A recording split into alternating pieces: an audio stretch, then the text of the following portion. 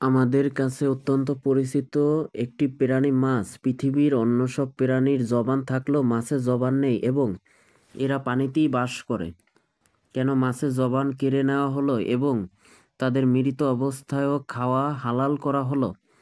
এর নৈপথ্য রয়েছে একটি চমকপ্রদ ঘটনা। একবার হযরত আলী রাদিয়াল্লাহু তাআলাকে এক ব্যক্তি প্রশ্ন করলেন, হে আলী, পৃথিবীর অন্য সব প্রাণীর জবান থাকলেও মাছের কেন জবান নেই এবং মাছ কেন পানিতেই বসবাস করে? জবাবে হযরত আলী রাদিয়াল্লাহু তাআলা বলেন, মাছেরও জবান ছিল এবং তারা কথা বলতে পারত, কিন্তু তারা নিজেদের উপর জুলুম করার কারণে মহান আল্লাহ তাআলা তাদের জবান কেড়ে নিয়েছেন। তখন হযরত আলী রাদিয়াল্লাহু তাআলা পুরো ঘটনার বর্ণনা করেন। তিনি বলেন, ইবলিস হযরত আদম আলাইহিসসালামের কে সিজদা দিতে অস্বীকার করায় তাকে আল্লাহ তাআলা বিতাড়িত করেন এবং দুনিয়াতে পাঠিয়ে দেন। ইবলিস দুনিয়াতে আসার পর সব ধরনের প্রাণীদের কুমন্ত্রণা দিতে লাগলো। সবার প্রথমে সে কুমন্ত্রণা দেয় মাছকে। ইবলিস মাছকে বলে, সাবধান, মানুষ এসে পৃথিবীতে জুলুম অত্যাচার করে ঘুরে বেড়াবে।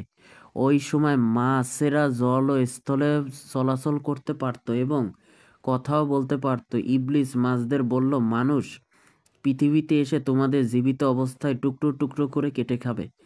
মাছেরা ইবলিসের এই কথা শুনে সমুদ্রের অন্যান্য প্রাণীদের মানুষের বিরুদ্ধে এসব কথা বলতে এবং সবাইকে একত্রিত করতে লাগলো। তখন মহান আল্লাহ তাআলা মাছের কথা বলার ক্ষমতা কেড়ে নেওয়ার পাশাপাশি স্থলে চলাচলও বন্ধ করে দেন। এরপর থেকে মাছ আর কথা বলতে পারে না এবং শুধু পানিতেই বসবাস করে।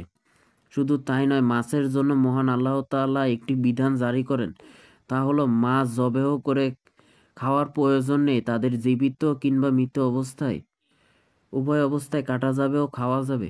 বস্তুত মাছ ছাড়া অন্য কোনো প্রাণী জবেহ করার আগে মৃত অবস্থায় খাওয়া জায়েজ নেই। এজন্য অন্য সব হালাল প্রাণীকে আল্লাহ তাআলার নাম নিয়ে জবেহ করা বিধান থাকলেও মাছের ক্ষেত্রে তা প্রযোজ্য নয়। মাছদের বলা হয়েছে, তোমাদের যখন পানি থেকে উঠানো হবে তখন তোমরা ছটফট করতে করতে মারা যাবে। এজন্য মাছদের যখন পানি থেকে উঠানো হয় তখন তাদের দেহের সমস্ত রক্ত তাদের গলার কাছে থাকা একটি বিশেষ গ্রন্থিতে এসে জমা হয়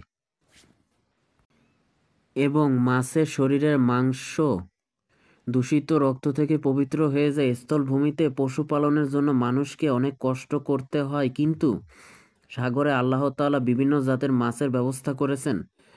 মাছ খাদ্য হিসেবে যেমন উৎকৃষ্ট তেমনি সহজলভ্য। মহান আল্লাহ তাআলা তার কুদরতের নিদর্শন বর্ণনা করতে গিয়ে সাগর ও মাছের প্রসঙ্গ টেনেছেন। তিনি ইরশাদ করেন, দুই সাগর এক ধরনের নয়, একটির পানি সুমিষ্ট ও সুপেয়, অন্যটির পানি লোনা।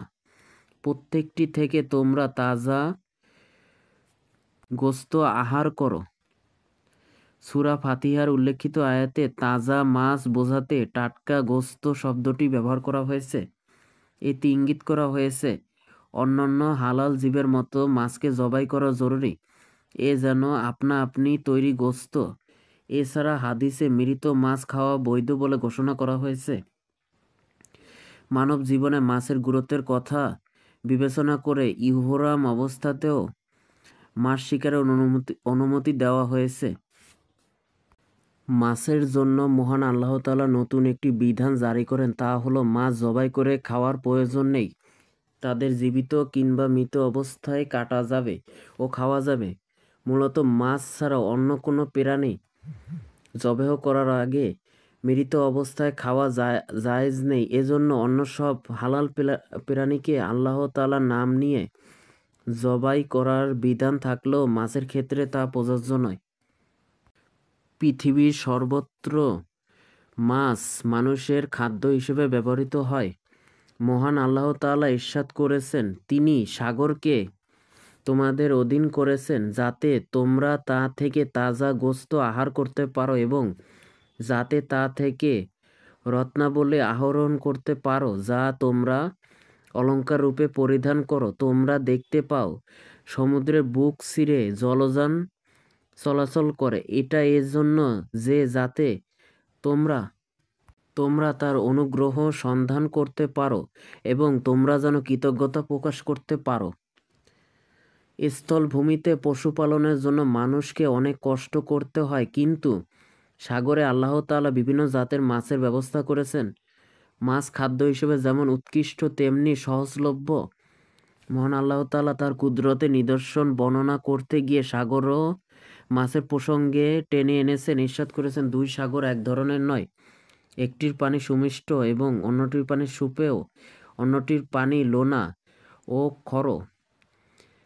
প্রতিটি থেকে তোমরা তাজা গোশত আহরণ করতে পারো। উল্লেখিত আয়াতে তাজা মাছ বোঝাতে টাটকা গোশত শব্দটি ব্যবহার করা হয়েছে। এতে ইঙ্গিত করা হয়েছে অন্যান্য হালাল জীবের মতো মাছকে জবাই করার জরুরি নয়, এ যেন আপনা আপনি তৈরি গোশত।